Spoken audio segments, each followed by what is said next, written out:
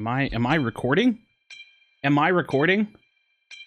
Two speedster, a lane. We haven't, you know, this team's not great. It's not great, but it's not the worst I've seen.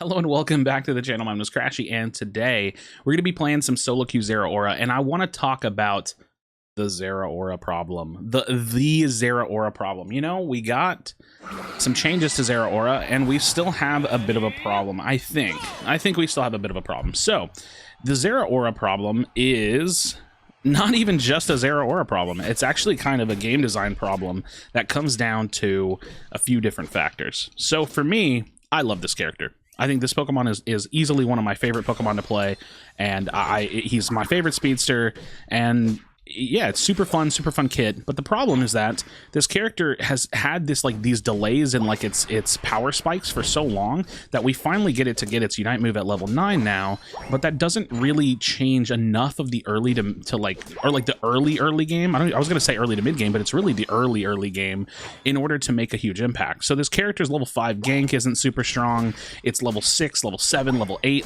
are not super strong. Now granted, level 8 is actually a pretty big power spike if you're going discharge, so there's a little bit of leeway there in terms of actual viable strength, but the character itself just doesn't really do enough until you become like an ult battery where you're just, you know, farming and getting a bunch of ults off. Let's see if I get that knock up. That'd be huge. Come on, die. Oh, I'm dead. I'm dead. We have to try to trade it. Okay, we just gotta try to trade that. Listen, hey, we'll take that trade. So yeah, you essentially are just kind of like this thing that runs around hoping that you can get value up until level 9 and doing your best to just rush level 9 as fast as possible. But the problem with that is in the current meta, there are way too many other characters that are easily as viable, if not more viable, at lower levels. So take someone like Dragonite, for example, who we all know, Dragonite crazy pick and win percentage and performance in the Unite World Championship and actual Worlds. You know, there's just no real reason to pick a character like Zeraora over a character like Zeraora. But that said, or Zeraora over a character like Dragonite. I don't know if I said that backwards, but that's not the point. That's not even the main part of the problem. That is a big part of the problem, but it's not even the main part of the problem. I would say that the main part of the problem is the fact that, oh my god, I'm dead.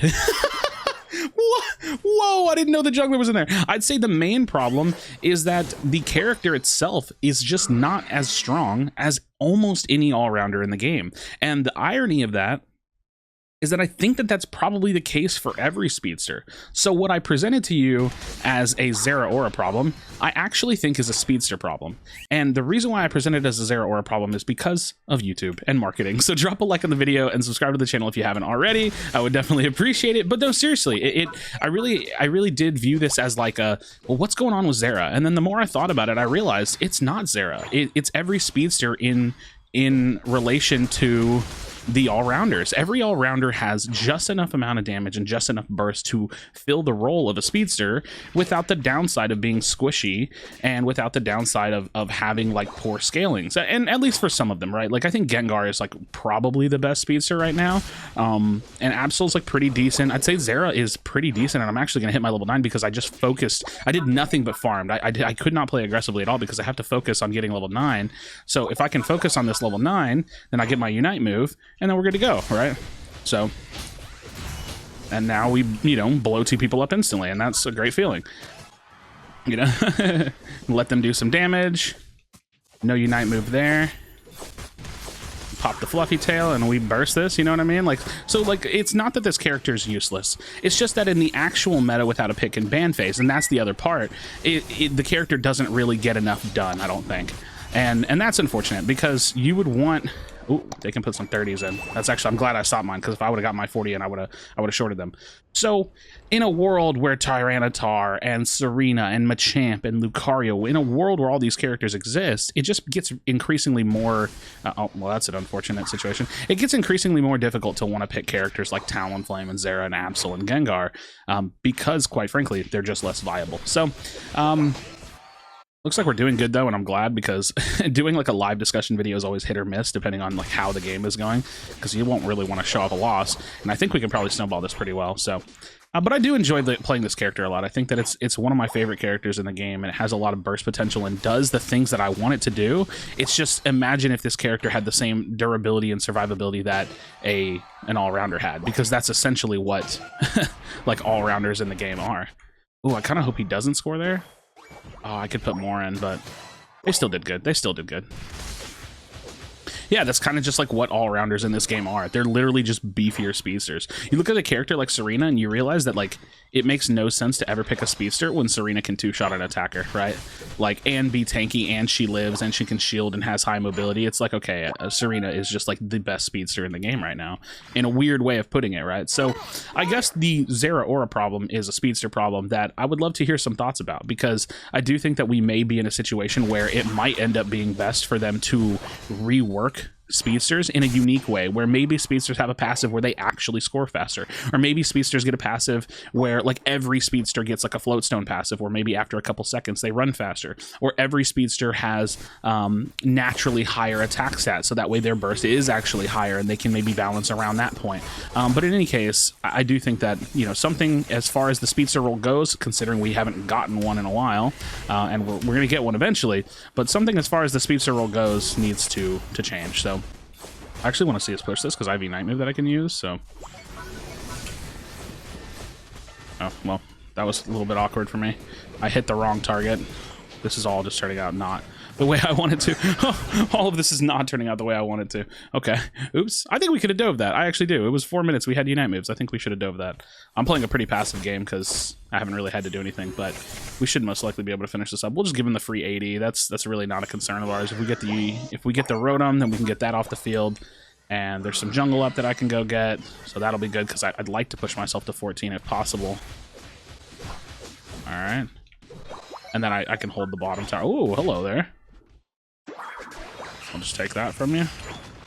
Don't mind me. Don't mind me. I don't mind you putting in 5, you know. Not really overly concerned with putting in 5 points. All right. They're getting a little pushy in top lane. I'm just going to farm this up because we can, like I said, I can push 14 this game easy. I'm not going to have much damage this game, surprisingly, even though I feel like I'm doing my role well. It's just our team is just doing solid. Oh my gosh. Yeah, they're doing their thing.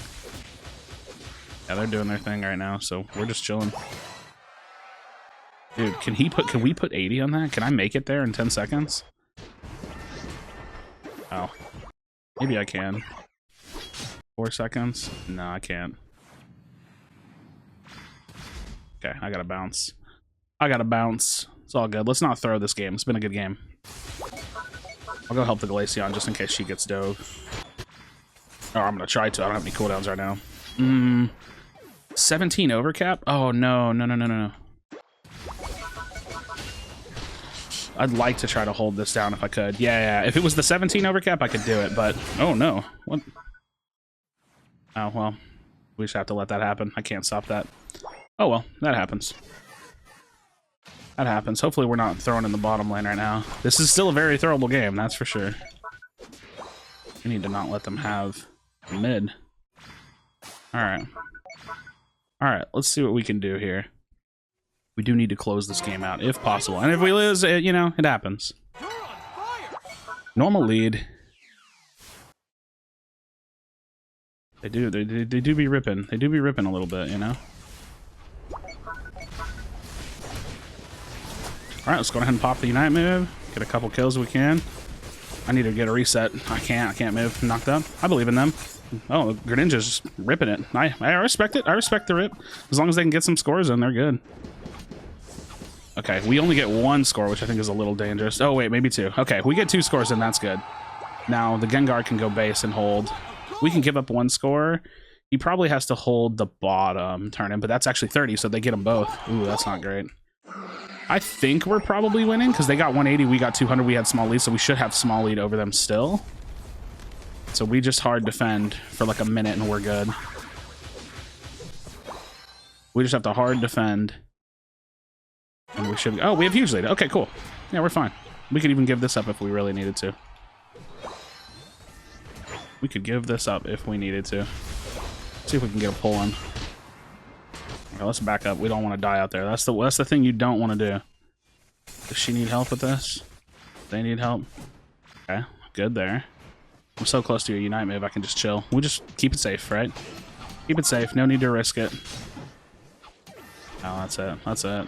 GG's. GG's. All right. Yeah, I did literally nothing this game. I didn't really need to. Like I said, my team was just carrying. But like I said, friends, I do look forward to hearing some of y'all's comments or like reading some of y'all's comments on like the current state of speedsters and such. It just feels like the speedster role, you know, I think that the archetypes should be well understood, right? Speedsters are assassins of other MOBAs, and all-rounders are the bruisers of other MOBAs. And the bruisers are meant to be, we can do damage, but we're also tanky. And speedsters are meant to be like, we are incredibly squishy, but we do crazy damage. And I think that the all-rounders are just filling that role a little too much. And I'm not exactly sure I have an idea, but I would love to see something in terms of some discourse or some dialogue surrounding the issue. So friends, that's the Zeraora problem. Like I said, thank you so much for watching. Drop a like on the video, subscribe to the channel for future Pokemon Unite content if you haven't already. Let's see what we did. What were we able to achieve? Not a whole lot. 51k, not bad. Did my thing, you know, some Zeraora things. But as always, be sure to be kind to one another. Tell someone you love them, and I'll see you on the next video.